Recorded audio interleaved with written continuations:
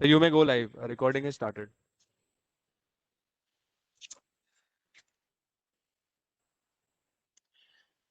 So we are now starting the proceedings. Good evening. I am Jaiprakash Agarwal. I welcome the members at the extraordinary general meeting of the company. The other board members who are present at the meeting are Mr. Vishal Jain, Vice Chairman and Managing Director, Mr. Farooq Banatwala, Chairman of the Audit Committee, Mr. Shailesh Sheth, Chairman of the Nomination and Remuneration Committee, as well as Share Transfer and Stakeholder Relationship Committee, and also Mrs. Shikha Jain. Prajakta Patil, Assistant Company Secretary and Compliance Officer, and other management representatives are also present in the meeting. So may I know the quorum is present, requisite quorum is present, Prajakta?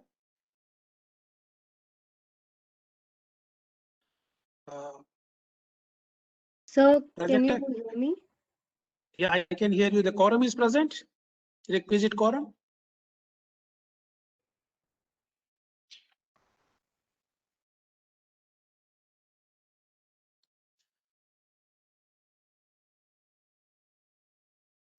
Ankit, you can hear me? What the quorum is? Yeah, sir. Quorum is there, sir. Yeah. Achha, quorum is present. So thank you very much, Ankit. So we now start the proceeding. With the permission of the member present, I take the notice of the meeting as read. Pursuant to section 108 of the Companies Act 2013, read with Rule 20 of the Companies Management and Administration Rule 2014 as amended and pursuant to the Regulation 44 of SEBI LODR Regulation 2015, the company has provided to its member the remote e-voting and voting at the ECM facility to cast their votes in respect of all resolution mentioned in the notice convening this extraordinary general meeting. Please note that the member present at the meeting through VC or OABM and have not casted their votes on the resolution through remote e-voting and are otherwise not barred from doing so shall be eligible to vote through e-voting systems available during the ECM. The e-voting module shall be disabled by CDSL after the expiry of 15 minutes from the conclusion of these meetings. So members may kindly take a note of it. I will now read the resolution item wise. Item number 1, relating to subdivision of equity shares from the face value of ₹10 each to face value of ₹5 each as an ordinary resolution. Resolved that pursuant to the provision of section 61D, 64 and all other applicable provisions, if any of the Companies Act 2013 and rules made therein, including any statutory modification or reenactment thereof for the time being in force, and the provisions of memorandum and articles of association of the company, and subject to the such approvals, consent, permission and sanction as may be necessary from the appropriate authorities or bodies, approval of the members of the company be and is hereby accorded for the subdivision of the face value of equity shares of the company from the existing face value of ₹10 each to face value of ₹5 each. Resolved further that pursuant to the subdivision of the equity shares of the company, the authorized, issued and subscribed and paid up equity share capital of face value of ₹10 each shall stand subdivided into equity shares of face value of ₹5 each from the record date to be fixed by the company, shall rank pari passu in all respect with the existing fully paid up equity shares of ₹10 each of the company. Resolved further that upon subdivision of equity shares, as aforesaid, the existing share certificate in relation to the existing equity shares of the face value of ₹10 each held in physical form shall be deemed to have been automatically cancelled and be of no effect on from record date to be fixed by the company and company may without requiring the surrender of the existing share certificates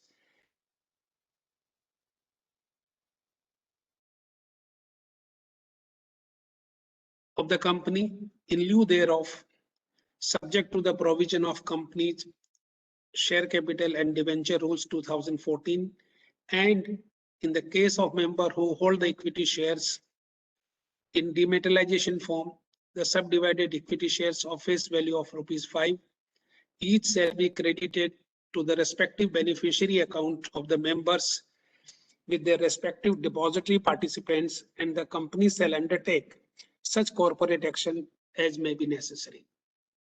Resolved further that the board of directors of the company, the board which expression shall also include a duly authorized committee thereof, be and is hereby authorized to take such steps as may be necessary for obtaining approvals, statutory, contractual or otherwise, in relation to the above, and to settle all matter arising out of and in incidental thereto, and to execute all deed, application, documents and writings that may be required on behalf of the company, and generally to do all such acts, deeds, matter and things, and to give from time to time such direction as may be necessary, proper, expedient or incidental for the purpose of giving effect to this resolution, and to delegate all or any of the powers herein invested in the board of directors, officers of the company as may be required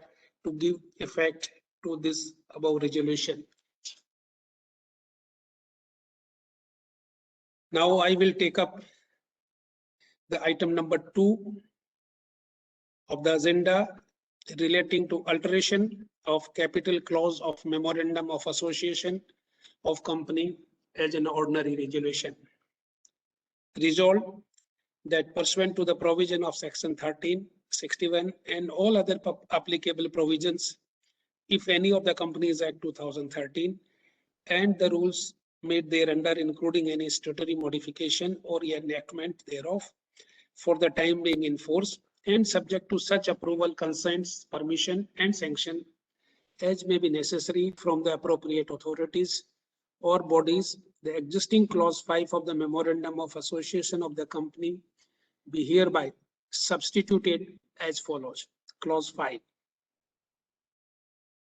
The authorized share capital of the company is ₹1 crore only, divided into 20 lakh equity shares of ₹5 each, with power to increase or reduce from time to time in accordance with the regulation of the company and the legislative provisions for the time in force in this behalf.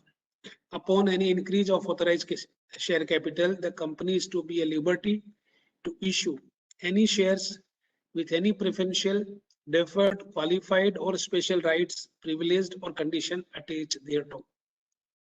Resolved further that for the purpose of giving effect to this resolution, the board or any committee thereof be and is hereby authorized to take such steps as may be necessary for obtaining approvals, statutory, contractual or otherwise in relation to the above, and to do all such acts, deeds, matters and things, and to give such direction as may be necessary or expedient, and to settle any questions, difficulty or doubts that may arise in this regard, as the board in its absolute discretion may deem necessary or desirable, and its decision shall be final and binding.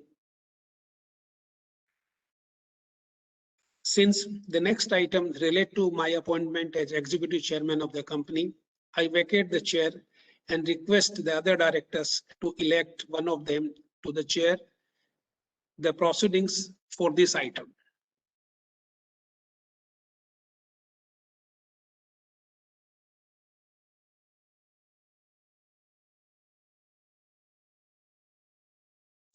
So, Yeah, I request Banatwala ji to take the chair.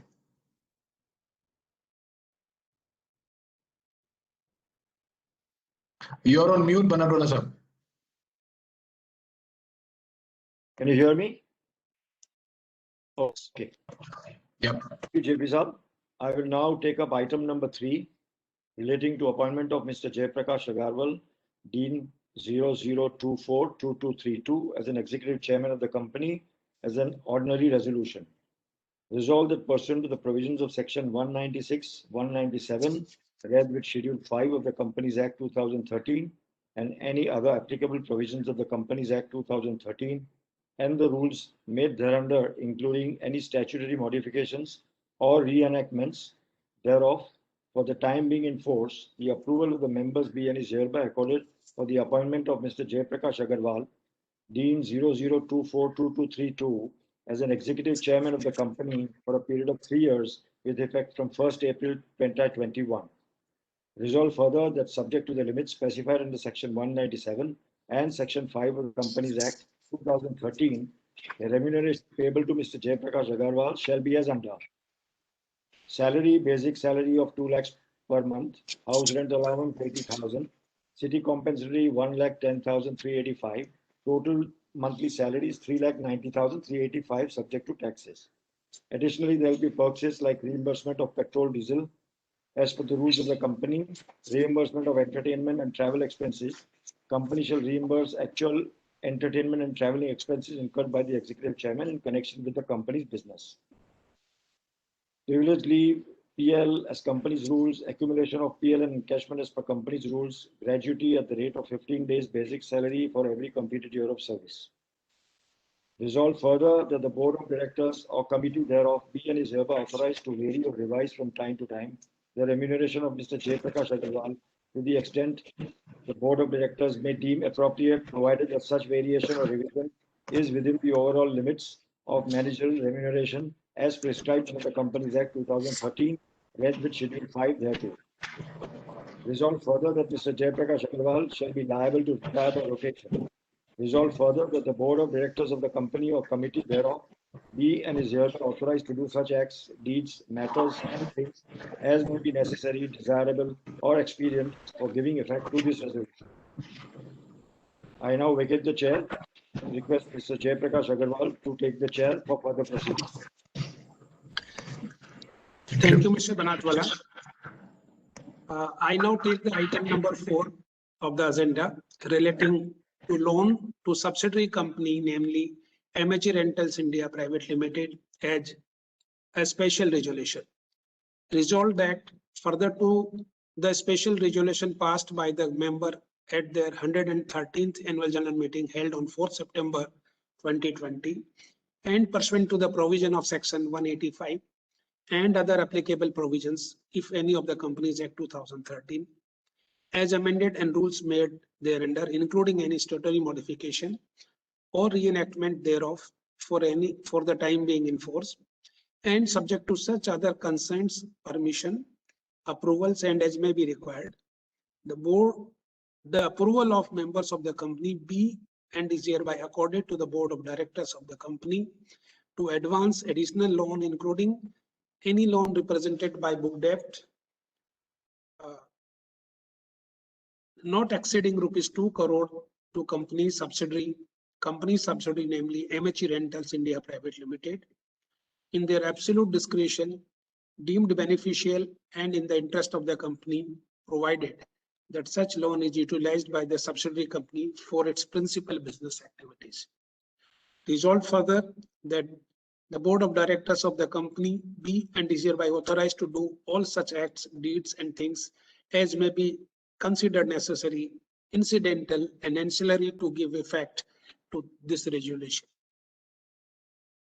I will now take the agenda item number 5 relating to approval for entering into material related party transactions, arrangements with related parties during the financial year 2021-22 as an ordinary resolution. Resolved that pursuant to the provision of section 188 and all other applicable provisions, if any, of the Companies Act 2013, read with the rules made thereunder, including any statutory modification or reenactment thereof for the time being in force, Regulation 23 of Security Exchange Board of India LODR, Regulation 2015, listing regulations, and the Companies policy on related party transactions. Consent of the members be and is hereby accorded to the board of directors of the company to enter into a contract or an arrangement with respect to additional loan, including any loan represented by a book debt not exceeding rupees 2 crores to be given by the company to the company's subsidiary, namely MHE Rental India Private Limited, a related party within the meaning of section 2, subsection 76 of the Act and regulation 21 ZB of listing regulation during the financial year 2020-21 and 21-22 on such terms and condition as the board of directors may deem fit. Resolved further, the board of directors or committee thereof be and is hereby authorized to do all such acts, matter, deeds, and things, and take all such steps as may be necessary, proper, or expedient to give effect to this resolution. So with the item number 5, we have finished the resolutions. So we have only one registered speaker. Her name is Lekha Shah. If she is there, I would request her to speak, and I would request CDSL to allow her to speak in the meeting if she has any question. So she is not present in the meeting. Okay, so since she is not present in the meeting and there is no registered shareholders who are registered prior within the stipulated time, I think we close the meeting, and there being no other business, I declare the proceedings of the meeting as closed.